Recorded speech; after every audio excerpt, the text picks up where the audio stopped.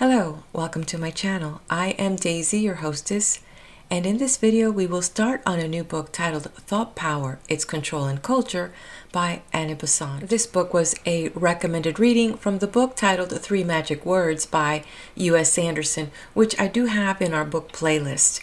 It was under his chapter titled Attraction, and I could see how this would be a recommended reading based on that chapter.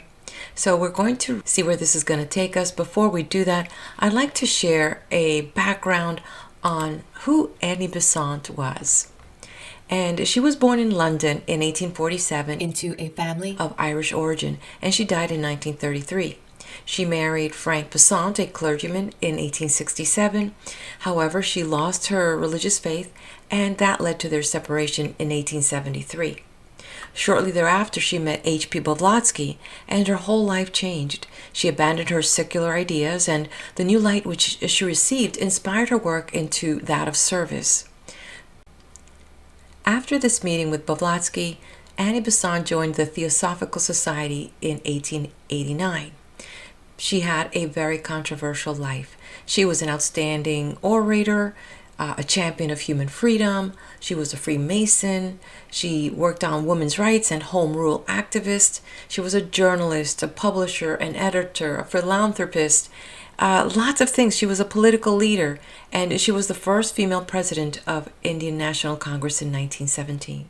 And according to what's written about her, she demonstrated her spiritual abilities, and thousands of men and women all over the world sought her out for her spiritual guidance. So without any further delay, let's turn the page. Thought Power, Its Control and Culture by Annie Besant. This book is in the public domain. Foreword. This little book is intended to help the student to study his own nature so far as its intellectual part is concerned. If he masters the principles herein laid down, he will be in a fair way to cooperate with nature in his own evolution and to increase his mental stature far more rapidly than is possible while he remains ignorant of the conditions of his growth. The introduction may offer some difficulties to lay reader and may perhaps be skipped by such at the first reading. It is necessary, however, as a foundation for those who would see the relation of the intellect to other parts of their nature and to the outer world. And those who would fulfill the maxim, know thyself, must not shrink from a little mental exertion, nor must expect mental food to drop ready cooked from the sky into a lazily open mouth. If the booklet help even a few earnest students and clear some difficulties out of the way, its purpose will have been served. Signed, Annie Besant. Thought Power, Its Culture and Culture. Introduction.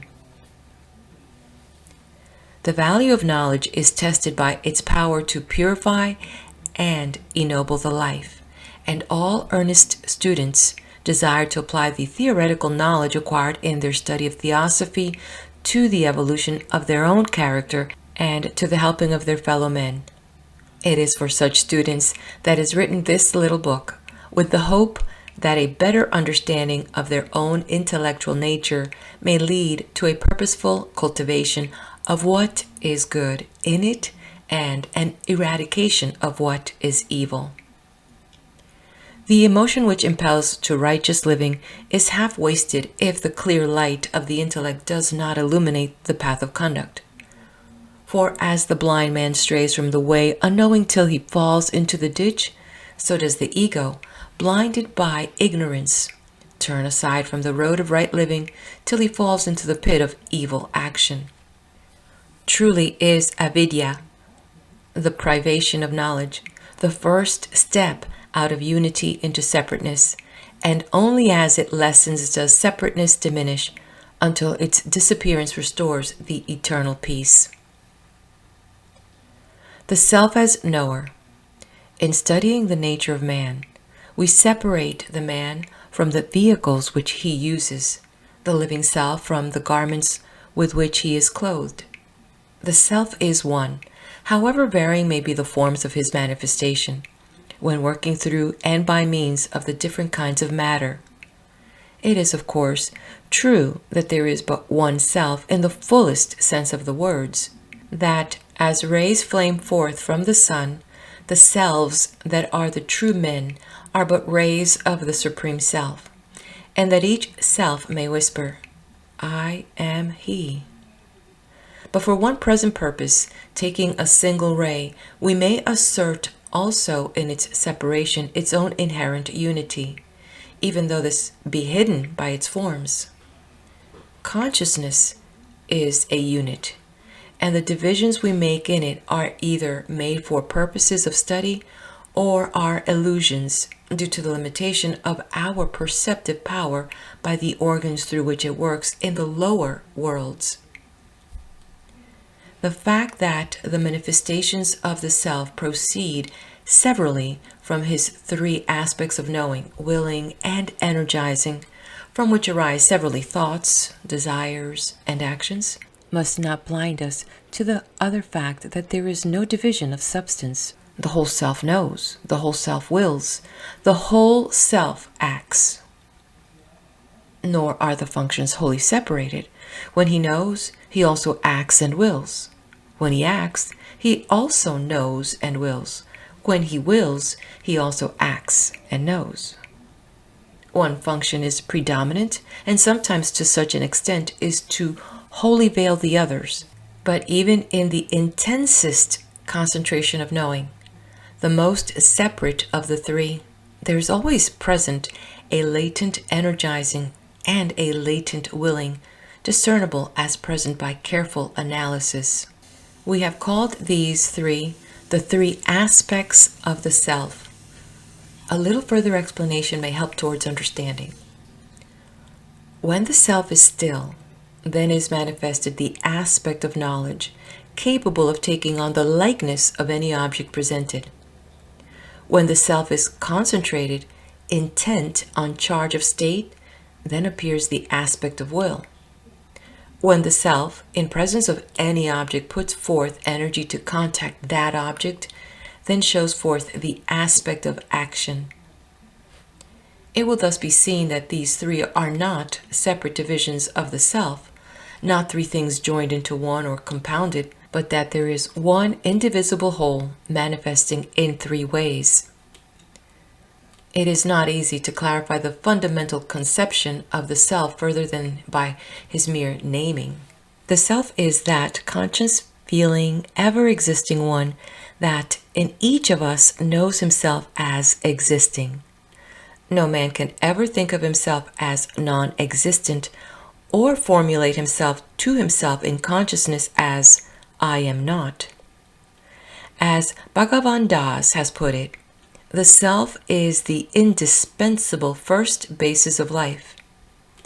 In the words of Vakapasti Mishra, in his commentary, the Bhamari, on the Shartraka Bhashya of Shakarakaya, no one doubts, am I or am I not? The self-affirmation I am comes before everything else, stands above and beyond all argument. No proof can make it stronger. No disproof can weaken it. Both proof and disproof found themselves on I am, the unanalyzable feeling of mere existence, of which nothing can be predicated except increase and diminution. I am more is the expression of pleasure. I am less is the expression of pain. When we observe this I am, we find that it expresses itself in three different ways. A. The internal reflection of a non-self, knowledge the root of thoughts. B. The internal concentration, will, the root of desires. C. The going forth to the external energy, the root of actions. I know or I think, I will or I desire, I energize or I act. These are the three affirmations of the indivisible self of the I am. All manifestations may be classified under one or other of these three heads. The self manifests in our worlds only in these three ways, As all colors arise from the three primaries, so the numberless manifestations of the self all arise from will, energy, knowledge. The self as willer, the self as energizer, the self as knower. He is the one in eternity and also the root of individuality in time and space. It is the self in the thought aspect, the self as knower, that we are to study. The not self as known. The self whose nature is knowledge finds mirrored within himself a vast number of forms and learns by experience that he cannot know and act and will in and through them. These forms, he discovers, are not amenable to his control, as is the form of which he first becomes conscious and which he mistakenly and yet necessarily learns to identify with himself. He knows and they do not think. He wills and they show no desire. He energizes and there is no responsive movement in them. He cannot say in them, I know, I act, I will. And at length, he recognizes them as other selves in mineral, vegetable, animal, human, and superhuman forms, and he generalizes all these under one comprehensive term, the not self, that in which he, as a separated self, is not, in which he does not know and act and will. He thus answers for a long time the question, what is the not self? With, all in which I do not know and will and act. And although truly he will find on successive analysis that his vehicles, one after another, save indeed the finest film that makes him a self, are parts of the not self, are objects of knowledge, are the known, not the knower, for all practical purposes, his answer is correct. In fact, he can never know, as divisible from himself, this finest film that makes him a separated self, since its presence is necessary to that separation, and to know it as the not self would be to merge in the all. Knowing. In order that self may be the knower and the not self the known, a definite relationship must be established between them. The not self must affect the self, and the self must in return affect the not self. There must be an interchange between the two. Knowing is a relation between the self and the not self, and the nature of that relation must be the next division of our subject. But it is well first to grasp clearly the fact that knowing is a relation. It implies duality, the consciousness of a self and the recognition of a not self. And the presence of the two set over against each other is necessary for knowledge. The knower, the known, the knowing. These are the three in one which must be understood if thought power is to be turned to its proper purpose, the helping of the world. According to Western terminology, the mind is the subject which knows. The object is that which is known. The relationship between them is knowing. We must understand the nature of the knower, the nature of the known, and the nature of the relation established between them, and how the relationship arises. These things understood, we shall indeed have made a step towards that self-knowledge which is wisdom. Then indeed shall we be able to aid the world around us, becoming its helpers and saviors. For this is the true end of wisdom, that, set on fire by love, it may lift the world out of misery into the knowledge wherein all pain ceases forevermore. Such is the object of our study. For truly is it said in the books of that nation which possesses the earliest and still the deepest and subtlest psychology, that the object of philosophy is to put an end to pain. For that the knower thinks, for that knowledge is continually sought. To put an end to pain is the final reason for philosophy, and it is not true wisdom which does not conduce to the finding of peace. End of introduction. Chapter 1. The Nature of Thought. The nature of thought may be studied from two standpoints: from the side of consciousness, which is knowledge, or from the side of the form by which knowledge is obtained, the susceptibility of which to modifications makes possible the attainment of knowledge. This possibility has led to the two extremes in philosophy, both of which we must avoid, because each ignores one side of manifested life. One regards everything as consciousness, ignoring the essentiality of form as conditioning consciousness, as making it possible. The other regards everything as form, ignoring the fact that form can only exist by virtue of the life ensouling it. The form and the life, the matter and the spirit, the vehicle and the consciousness are inseparable in manifestation and are the indivisible aspects of that in which both inhere. That which is neither consciousness nor its vehicle, but the root of both. A philosophy which tries to explain everything by the forms, ignoring the life, will find problems it is utterly unable to solve. A philosophy which tries to explain everything by the life, ignoring the forms, will find itself faced by dead walls which it cannot surmount. The final word on this is that consciousness and its vehicles, life and form, spirit and matter, are the temporary expressions of the two aspects of the one unconditioned existence, which is not known to save when manifested as the root spirit, called by the Hindus Pratyagatman, the abstract being, the abstract logos, whence all individual selves, and the root matter, Mula Prakriti, whence all forms. Whenever the manifestation takes place, this root spirit gives birth to a triple consciousness, and this root matter to a triple matter. Beneath these is the one reality, forever incognizable by the conditioned consciousness. The flower sees not the root whence it grows, though all its life is drawn from it, and without it, it could not be. The self as knower has as his characteristic function the mirroring within himself of the not-self.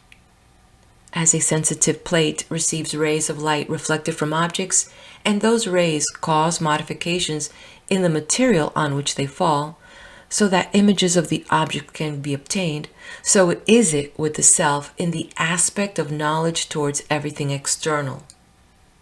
His vehicle is a sphere whereon the self receives from the not-self the reflected rays of the one-self, causing to appear on the surface of his sphere images, which are the reflections of that which is not himself. The knower does not know the things themselves in the earlier stages of his consciousness. He knows only the images produced in his vehicle by the action of the not-self on his responsive casing, the photographs of the external world. Hence the mind, the vehicle of the self as knower, has been compared to a mirror, in which are seen the images of all objects placed before it. We do not know the things themselves, but only the effect produced by them in our consciousness. Not the objects, but the images of the objects are what we find in the mind. As the mirror seems to have the objects within it, but those apparent objects are only images, illusions caused by the rays of light reflected from the objects, not the objects themselves. So does the mind, in its knowledge of the outer universe, know only the elusive images and not the things in themselves. These images, made in the vehicle, are perceived as objects by the knower, and this perception consists in his reproduction of them in himself. Now, the analogy of the mirror and the use of the word reflection in the preceding paragraph are a little misleading, for the mental image is a reproduction, not a reflection, of the object which causes it. The matter of the mind is actually shaped into a likeness of the object presented to it, and this likeness, in its turn, is reproduced by the knower. When he thus modifies himself into the likeness of an external object, he is said to know that object. But in the case we are considering, that which he knows is only the image produced by the object in his vehicle, and not the object itself. And this image is not a perfect reproduction of the object, for a reason we shall see in the next chapter. But it may be said, will that be so ever? Shall we never know the things in themselves? This brings us to the vital distinction between the consciousness and the matter in which the consciousness is working. And by this we may find an answer to the natural question of the human mind. When the consciousness by long evolution has developed the power to reproduce within itself all that exists outside it, then the envelope of matter in which it has been working falls away, and the consciousness that is knowledge identifies its self with all the selves amid which it has been evolving, and sees as the not self only the matter connected alike with all selves severally. That is the day be with us, the union which is the triumph of evolution and knows others as itself. By sameness of nature, perfect knowledge is attained, and the self realizes that marvelous state where identity perishes not and memory is not lost, but where separation finds its ending and knower, knowing, and knowledge are one. It is this wondrous nature of the self, who is evolving in us through knowledge at the present time, that we have to study in order to understand the nature of thought, and it is necessary to see clearly the illusory side in order that we may utilize the illusion to transcend it. So let us now study how knowing, the relation between the knower and the known, is established, and this will lead us to see more clearly into the nature of thought. The chain of knower, knowing, and known.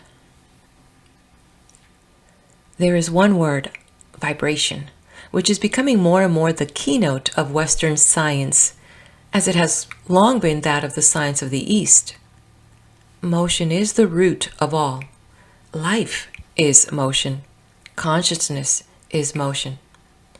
And that motion affecting matter is vibration. The one, the all, we think of as changeless, either as absolute motion or as motionless, since in one relative motion cannot be. Only when there is differentiation or parts can we think of what we call motion, which is change of place in succession of time. When the one becomes the many, then motion arises. It is health, consciousness, life. When rhythmic, regular, as it is disease, unconsciousness, death, when without rhythmic, irregular. For life and death are twin sisters, alike born of motion, which is manifestation. Motion must needs appear when the one becomes the many, since when the omnipresent appears as separate particles, infinite motion must represent omnipresence, or otherwise put, must be its reflection or image in matter. The essence of matter is separateness, as that of spirit is unity, and when the twain appear in the one, as cream and milk, the reflection of the omnipresence of that one is the multiplicity of matter, is ceaseless and infinite motion. Absolute motion, the presence of every moving unit at every point of space at every moment of time, is identical with rest, being only rest looked at in another way, from the standpoint of matter instead of from that of spirit. From the standpoint of spirit, there is always one, From that of matter, there are always many. This infinite motion appears as rhythmical movements, vibrations in the matter which manifest it, each jiva, or separated unit of consciousness, being isolated by an enclosing wall of matter from all other jivas. Footnote: there is no convenient English word for a separated unit of consciousness, spirit, and soul, connoting various peculiarities in different schools of thought.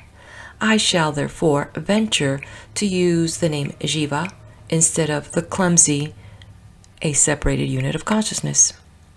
End footnote. Each jiva further becomes embodied or clothed in several garments of matter. As these garments of matter vibrate, they communicate their vibrations to the matter surrounding them, and such matter becoming the medium wherein the vibrations are carried outwards. And this medium, in turn, communicates the impulse of vibration to the enclosing garments of another jiva, and thus sets that jiva vibrating like the first. In these series of vibrations, beginning in one jiva, made in the body that encircles it, sent on by the body to the medium around it, communicated by that to another body, and from that second body to the jiva encircled by it, we have the chain of vibrations whereby one knows another. The second knows the first because he reproduces the first in himself and thus experiences as he experiences. And yet with a difference. For our second jiva is already in a vibratory condition, and his state of motion after receiving the impulse from the first is not a simple repetition of that impulse, but a combination of his own original motion with that imposed on him from without, and hence is not a perfect reproduction. Similarities are obtained, ever closer and closer, but identity ever eludes us so long as the garments remain. This sequence of vibratory actions is often seen in nature. A flame is a center of vibratory activity in ether, named by us heat. These vibrations, or heat waves, throw the surrounding ether into waves like unto themselves, and these throw the ether in a piece of iron lying near into similar waves, and its particles vibrate under their impulse, and so the iron becomes hot and a source of heat in its turn. So does a series of vibrations pass from one jiva to another, and all beings are interlinked by this network of consciousness.